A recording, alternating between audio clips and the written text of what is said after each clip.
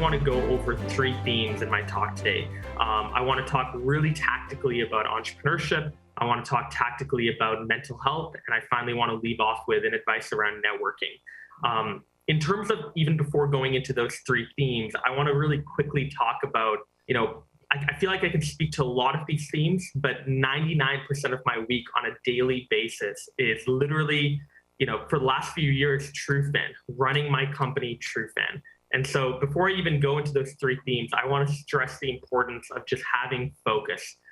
Every single opportunity that I ever got in life, whether it was through speaking or meeting basketball players or writing a book or designing a sneaker, investing in companies or whatever it is, all came because I was laser focused on TrueFan, my company.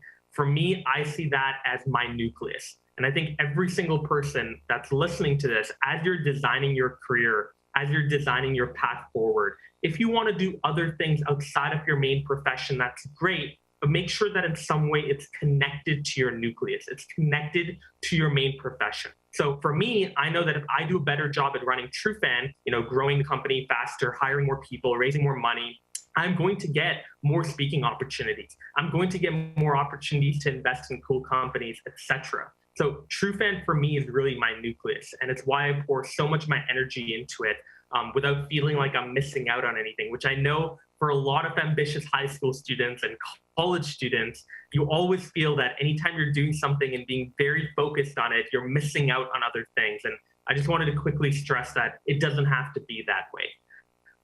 So the three themes that I want to talk about again are entrepreneurship, networking, and mental health. I'll be very honest, my goal here is not to provide motivation. It's to give very tactical tips around these three areas and what you guys can do if you're interested in them. Let's start off with entrepreneurship and running a company. There might be a lot of people listening to this that are interested in entrepreneurship. You've looked up potential people like Elon Musk. You've looked at people like Steve Jobs in the past. You've looked at people like Mark Zuckerberg, and you've said, hey, this could be cool. I want to run my own startup. The first piece of advice I would give you is it's very hard to learn the most important parts of entrepreneurship by reading a book, going to an entrepreneurship college class, which I'm actually surprised those exist, or watching a YouTube video. And trust me, when I was 18, 19, and 20, I went through as much content as you can imagine, whether it was reading books or watching YouTube videos on how to start a company, raise money, etc. All the knowledge that I ever got from these resources were surface level. So I feel like if you want to really go deep, if you want to understand what it actually means to raise money and pitch and have hundreds, if not thousands of rejections come your way, but have that one yes, for example, that just makes everything worth it, you really have to do something about it. You have to actually start somewhere. So the most frequent question that I get is, how do I start a business? Where do I even get started? And the answer, in my opinion, is start with an MVP. MVP does not mean most valuable player, though I am right now in the NBA playoff mode a little bit. I've been trying to watch the play-in games a little bit as well. I'm sad the Raptors didn't make it, but anyways, that aside, an MVP is a minimum viable product. It is essentially the prototype of your product or service. And I think if you focus all of your time initially on getting to that stage, of getting to hit the ground running.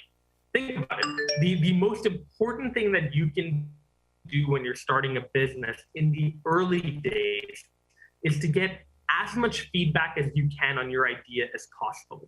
A lot of people say, well, Swish, I have this idea, but I'm scared people will steal it. If your idea is so simple that someone could listen to it, steal it, and run with it, it's probably not the best idea in the first place. So don't be scared that people are going to steal your idea. Obviously, don't pitch your idea to every single person, but have a group of people around you. For me, initially, it was my mom. It was literally my mom who was going to be brutally honest with me and tell me whether or not she thought it was a viable business idea or not. And I think everyone in this world, if you talk to people out there on the street, every single person has a good business idea, right? Think about when Uber got started. The amount of people that were like, well, I had the idea for Uber as well. And it's like, well, why didn't you do something about it then? So for me, I view entrepreneurship very much about execution, not about ideas, right? Ideas are a preliminary thing. It's important to have for sure. But when you're planning out your idea, try to get through that planning phase as quick as you can.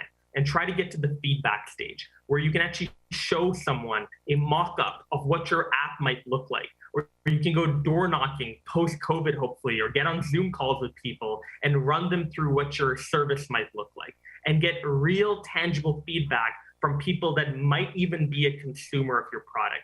That is the most valuable thing that you can do in the early stages of building a company, because that is going to give you a better idea of whether this company actually has legs to stand on or not. That's my quick advice about entrepreneurship. Get to the MVP phase as quickly as possible. Let's talk about number 2. Let's talk about networking, right? So we hear a lot about networking when we're in high school and college. You got to go network, you got to go meet people, find mentors because they will be helpful in your life. For me, I am a very social person, but traditional networking events where people showed up in suits, evidently I am not a fan of. Business cards, for example, or just having people strike a conversation with me for the sake of striking a conversation was very, very boring to me. I never appealed to it. I never liked it. I thought it was just very boring. And I do credit, though, most of my success to the people on my team at TrueFan and to the people I've surrounded myself with and the network that I built up. So I want to talk about what I did when it came to networking, because even before TrueFan, I was networking with high net worth people, MBA players. And the way I did it was by trying to focus on providing value to them first before getting anything in return. So in my first year of college, I started a podcast. I brought on guests like my mom initially, some of my best friends, my brother, and then I started to move on to other guests. I brought on Trevor Booker from the Brooklyn Nets, Lewis Howes, Mark Cuban, the owner of the Dallas Mavericks. I got all of these people without having done pretty much anything in my career. And the way I mainly reached out to these people is either through Instagram DM, LinkedIn messages, or directly through email. If I found an email online, got an email from a friend, and just emailed someone directly. What I realized is the best way to network with people is to provide value up front and interview people. And so for me, what I did is I reached out to people not asking for coffee. Instead, I said, hey, can I take 15 to 20 minutes of your time and interview you? Because I felt like 99% of people in the world love talking about themselves. I am exhibit A, and this obviously isn't a real stat, but you know what I mean. Most people, especially high net worth people and successful people, love sharing what they've done and what they're currently doing, especially with young people that they even want to learn from. So again, instead of asking someone that you look up to or you want to get mentorship from, instead of asking them for coffee, which takes time away from them, I would implore you to interview them. Whether it's writing an article series on LinkedIn and Medium or interviewing them on a podcast, it provides them value up front. And I guarantee you, most people, especially in Canada, do not care how many followers you have or how many people listen to your podcast. What they want is for you to reach out in a really honest way saying, this is why I want to learn from you. I'm really inspired by X, Y, and Z. Let me know if you can take 15 to 20 minutes next week or next month to talk to me. In the worst case scenario, you're going to get a no. The best case scenario, you're going to get a yes. And the probable scenario is you'll get a reach back out to me in 2 to 3 months. I'm a little bit busy now. Go into your calendar, put that date down, and reach out to them again. Be persistent. That is the number one way that I got a lot of really cool guests to come on, is I literally scheduled everything in my calendar to follow up with people after. And the benefit of interviewing people is that when you're on the interview, you're not just obviously going to be asking them questions, you're going to be telling them a little bit about yourself, whether it's at the very beginning or at the very end. And I find that interviews are just a great way to build a relationship with someone. You're learning directly from them. You're getting to the deep questions about their life, what they've done, why they're a successful person. And I think it's a great way, again, to build a relationship that you can then take and start following up with these people over email each month, updating them on what you're doing, what you're interested in, what you're looking at. So that's my tip around networking. For me, networking equals interviewing people. And then when you get to a later stage, you can actually even start to approach these people that you've interviewed and get them into your company like I did. Some of the people that I interviewed in my first year are now investors in my company or even customers in my company. So that's something that's really cool to be able to see a full circle there in a matter of a few years. Finally, I want to talk a little bit about mental health. And the reason I'm very passionate about this is because I believe that mental health is possibly the thing that young people need to prioritize the most, but sadly, we don't do it as much as we should.